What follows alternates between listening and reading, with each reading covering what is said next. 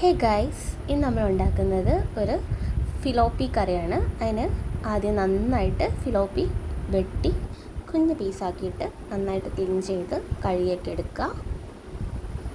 പിന്നെ ഇത് വറുക്കുന്നത് നല്ല ടേസ്റ്റാണ് കേട്ടോ. അതിൻ്റെ വീഡിയോ ഞാൻ പുറകെ ഇടാം. പിന്നെ കുറച്ച് കുഞ്ഞുള്ളി, കറിവേപ്പില, ഇഞ്ചി, വെളുത്തുള്ളി നന്നായിട്ട് കഴുകി. ഇപ്പം ഞാൻ എടുത്തിരിക്കുന്ന ഒരു കുഞ്ഞ് ഇടികല്ലാണ്. അതിൻ്റെ അകത്ത് കുരുമുളക് ഇട്ട് നന്നായിട്ട് ചതച്ച് കൂടത്തിൽ ഇഞ്ചി, കുഞ്ഞുള്ളി, നമ്മുടെ വെളുത്തുള്ളിയും കൂടെ ഇട്ട് നന്നായിട്ട് ഇടിച്ച് നന്നായിട്ട് ചതച്ചെടുക്കുക. അത്ര പേസ്റ്റ് പരുവത്തിലൊന്നും ആവണ്ട കേട്ടോ. ഇങ്ങനെ കുഞ്ഞായിട്ടൊന്ന് ജസ്റ്റ് ഗ്രൈൻഡ് ചെയ്തെടുത്താൽ മതി. ജസ്റ്റ് ഒന്ന് ചതഞ്ഞ് കിട്ടിയാൽ മതി. പിന്നെ നമ്മുടെ മീനിലേക്ക് ജസ്റ്റ് ഒത്തിരി അങ്ങ് കട്ടിക്കൊന്നും മസാല ചേർത്ത് വെക്കണ്ട.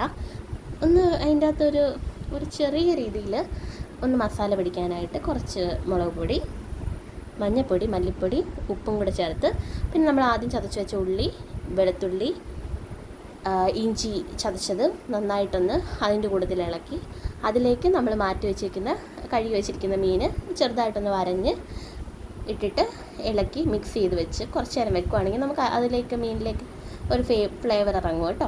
അതിന് വേണ്ടിയിട്ടാണ് ഇങ്ങനെ ചെയ്തത്. ചെയ്യണമെന്ന് നിർബന്ധമില്ല, വേണമെങ്കിൽ ഈ സ്റ്റെപ്പ് നിങ്ങൾക്ക് സ്കിപ്പ് ചെയ്യാം. പിന്നെ അത് കുറച്ച് നേരം പൊത്തി വെക്കുക. അത് കഴിഞ്ഞിട്ട് ഇനി നമ്മൾ ചട്ടിയിലുള്ള പരിപാടിയാണ്.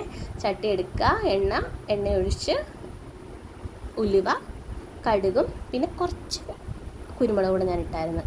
അതൊന്ന് പൊട്ടി വരുമ്പോഴത്തേക്കും അതിലേക്ക് നമ്മൾ നേരത്തെ ചതച്ച് വെച്ചില്ലേ, ഇവിടെ ഉള്ളി അരിഞ്ഞ് വെക്കുന്ന പരിപാടിയല്ല ചെയ്തേക്കണത്, ചതച്ചെടുക്കുക ചെയ്തത്. ചതച്ചെടുക്കുമ്പം ഇങ്ങനത്തെ ഫിലോപ്പി പോലത്തെ കായൽ മീനൊക്കെ ഇല്ലേ, അത് കഴിക്കാൻ നല്ല ടേസ്റ്റായിരിക്കും. അതുകൊണ്ടാണ് ഇങ്ങനെ ചെയ്തത്.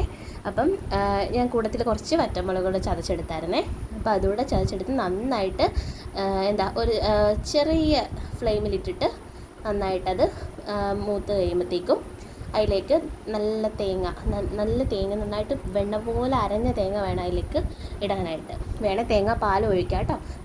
ഞങ്ങളിപ്പോൾ ഇവിടെ തേങ്ങ അരച്ചാണ് ചേർത്തേക്കണത്. പിന്നെ ഞങ്ങൾ യൂസ് ചെയ്യുന്നത് കുടംപുളിയാണ്. കുടംപുളി ഇച്ചിരി പുളിക്ക് തക്കാളിയും കൂടെ ചേർത്ത് അതിലേക്ക് മീനും ചേർത്ത് ആദ്യം ഇളക്കി കൊടുക്കാവുള്ളൂ, പിന്നെ ഇളക്കരുത്. മീനും ചേർത്തൊന്ന് ആദ്യം ഇളക്കി കൊടുത്തിട്ട് പിന്നെ നന്നായിട്ട് മൂടി വെച്ചിട്ട് ഇടയ്ക്കെടുത്ത് നമ്മൾ ജസ്റ്റ് ചട്ടി ഇളക്കി കൊടുക്കത്തില്ലേ, കയ്യിലിട്ട് അല്ലെങ്കിൽ സ്പൂണിട്ട് ഇളക്കാതെ ചട്ടി ഒന്ന് ഇളക്കി ജസ്റ്റ് ഇടയ്ക്കിടയ്ക്ക് കൊടുത്താൽ മതി കേട്ടോ. ഒരു 10 മിനിറ്റൊക്കെ മൂടി വെച്ച് കഴിഞ്ഞിട്ട് പിന്നെ നന്നായിട്ട് തിള വന്നു കഴിഞ്ഞിട്ട് കുറച്ച് പച്ച വെളിച്ചെണ്ണ തൂക്കി നമുക്ക് കറി എടുക്കാം കേട്ടോ. Thank you guys.